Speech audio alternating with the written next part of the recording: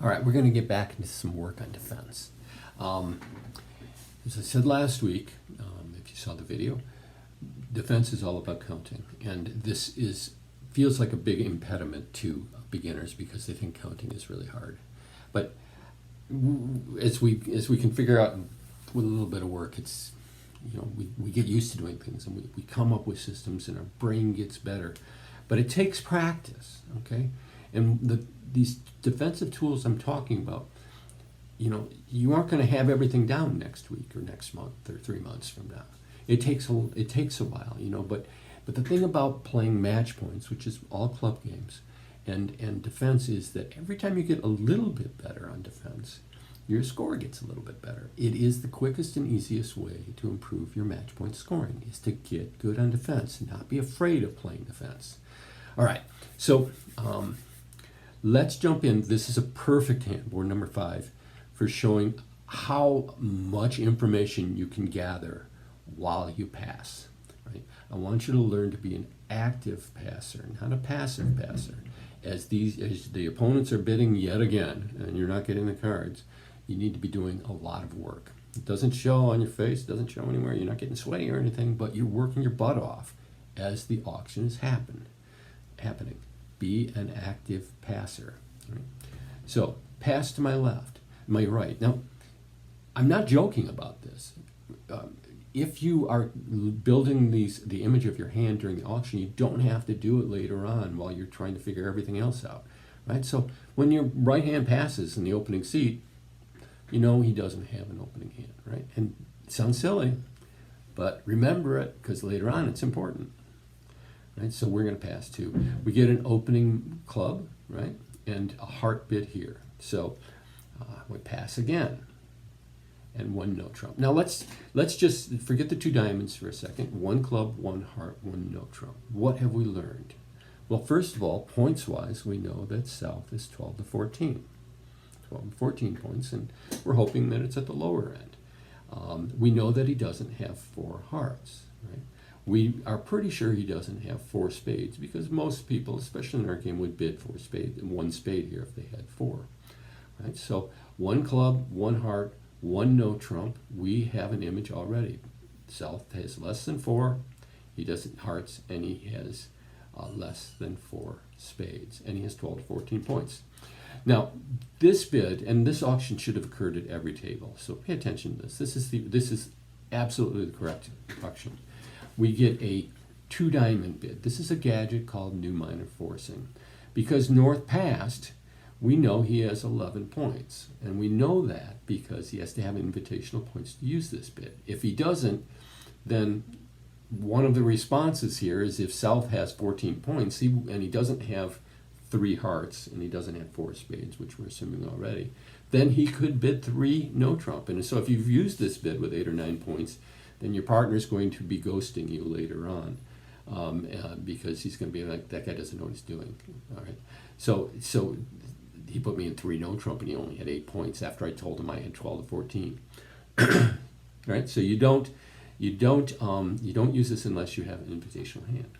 What does this mean? I have 10 points. North has 11 points, that's 21, and South has 12 to 14 points. Right? Now, I'm going to tell you an important step in playing defense is to try to be optimistic, but with reason. Okay, don't be crazy, pie in the sky stuff, but maximize the points in your partner's hand, because on defense you're going to need these things later on, right? Many times, they're going to beat you on a contract unless your partner happens to have something, right? And it doesn't do you any good to not assume that your partner has that thing. You need to set the contract or to limit their overdrafts, right? So if we maximize our partner's points at this point, then we can say this guy only has 12, right? So if he has 12 and there's 11 here, that's 23, and we have 10, that's 33. That means our partner has 7 points. This is a reasonable assumption. Now, we have to wait first to see whether South raises to 3 no trump, in which case he would have 14 high card points. And when he doesn't, when he goes to 2, we have built this picture in our hand. South has 12 points. This is maximizing his points. 12 points. He has 2 hearts, right? Because he's balanced, but didn't support with 3. That's one of the responses to the new minor forcing. So he has 2 hearts. He never bids spades, and he's balanced. So he must, if he has 2 hearts, he must have 3 spades, right? So 2, 3, and now we know he has 5 cards in the minor suits, right? 5 cards in the minor suit. They could be 4, 4, right? Or they could be 5, 3. You could have 5 clubs and 3 diamonds, or you could have 4, 4, right? So look at what we know right now. And this gets really fun, because if we're thinking about the heart suit, and this guy has 5 hearts, and we have 1, and he has 2, then we realize that our partner has 5 hearts. This is really wonderful, but for the fact that they're not very good ones, right? Now remember, if South has the ace of hearts, he will lead the ace of hearts, the queen will fall, and the entire suit sets up. Does it do us any good at all to assume that our partner's hand does not have the ace? No, if he doesn't have the ace, the hand's over. So we'll assume he has the ace, because that gives us some life, right? So ace in partner's hand, that's 4 of his 7 points. Can we figure out where his other points might be? Well, the diamond lead is telling. The diamond lead is telling. What if, like, we can figure out the distribution of the spade suit, right? We gave South 3, which means our partner has 2 spades. Unlikely he's going to lead from that doubleton. The clubs were opened here. We have 4, so there's at least 4, 4, 3, 2 in the club suit. But if we assume that the diamond lead is from the queen, it can't be from the ace, because that's being a little pie in the sky. We don't think he has 8 points, we think he has 7. But if we assume it's from the queen, right, then he has 4 diamonds. 4 diamonds, right? So 3 here, 3 here, and 3 here. So 4, 3, 3, 3 in the diamonds. And now we know the entire distribution of the hand. We know what's in the hidden hands. South has 2 hearts that do not include the ace. He has 3 diamonds, which does include the ace, right? Our partner has the queen of diamonds, and the club suit now comes clear. If our partner is 5 hearts, 4 diamonds, he has 2 spades, right? Because it's 5, 3, 3, 2, and he has 2 clubs. Is this hard? Only when you're starting out, not as you do it over and over again, not as you learn and practice these tools. Then it becomes easy. So our partner has a linked trick in diamonds, right, with the queen and another, because he'll have the 4th diamond. He has the ace of hearts, right? He isn't likely to have any club honors, maybe the jack, and he could have the jack of spades as well. But that's about it. Okay, so what we'll do is we're going to set up this diamond suit. If we got diamond tricks coming at this point, it's going to take some work, right? We're going to have to lead them. Notice he played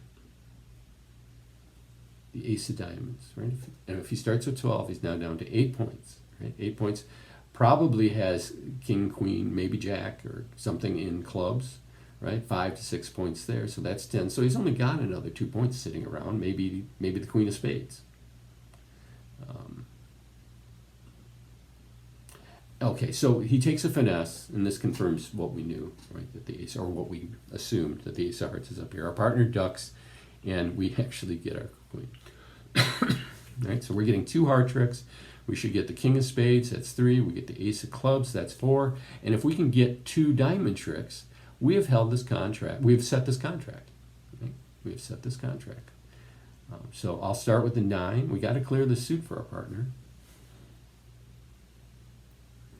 There's the 10, right? That means what's high? Ace of diamonds. If you're counting them, or if you're tracking them, you know, ace is high, and it's probably over. It could be over there. In which case, all we have to do is get in and lead another diamond. He'll get 2 tricks.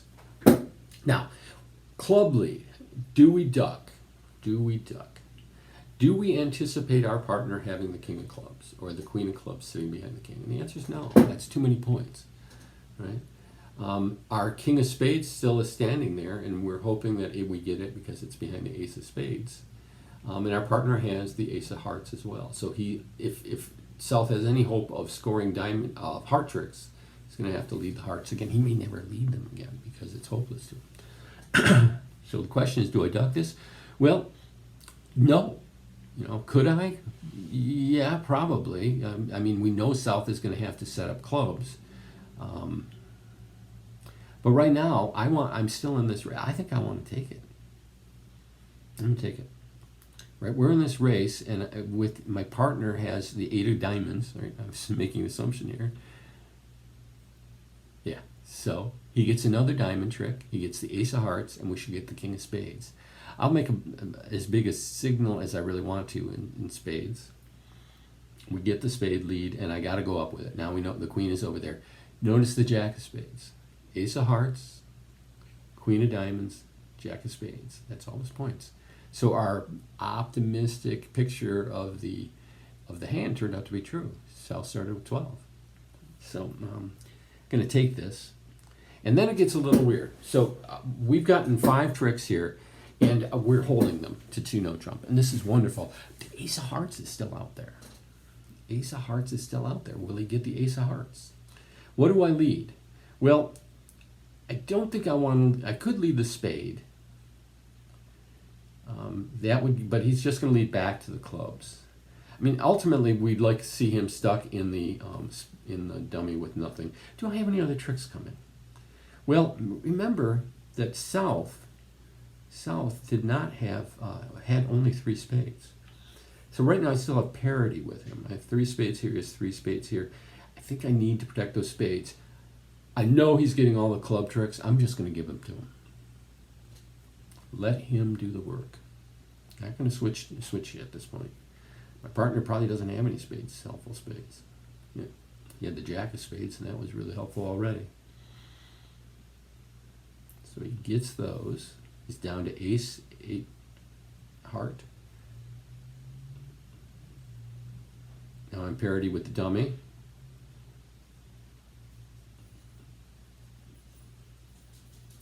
And he could have won with the queen. Oh, he doesn't have another spade to lead over there. Right? So I end up getting that. And we never get our ace of hearts. Instead, I set up the 10 of spades. Right? So, was that hard work? Yes. Can I do it perfectly every time? No, far from it. Far from it. I do it enough that I'm a better defender than you. Right? But putting that all together in one hand in a set of 24, I'd be happy to get half that information. But it's all there. It's all there. And if world-class players have the whole hand, right? This is the thing. If you could see, you would be a great bridge player if you could see all the hands all the time. And by card reading, by picking up these clues and putting it together, we get as close to that as we possibly can. Okay. So, playing match points, top board, right? Top board. Like I said, the better you get, every little bit that you get fractionally better at defense, your match point scores go up. You have to work hard on defense. And if you don't put these tools, right, if you're stuck in signaling, and if you're stuck in, well, how do I signal? And if you're thinking about these rules, second hand low, third hand high, right, and that's where your defense is right now. If it's limited to that, then lead the unbid suit, lead your partner's suit, lead fourth from 5. If you're stuck in that vein where you are playing defense by a string of nursery rhymes, then you're not playing defense and you're not working hard at defense. So this is the next step, right? This is called next steps. That's what we play, next steps. This is the next step, learning how to read the cards from the auction, and by putting together and seeing the dummy and counting the points and counting the distribution, making optimized assumptions about your partner's hand and the tricks that you can take, and we're still just touching the tip of the iceberg with this.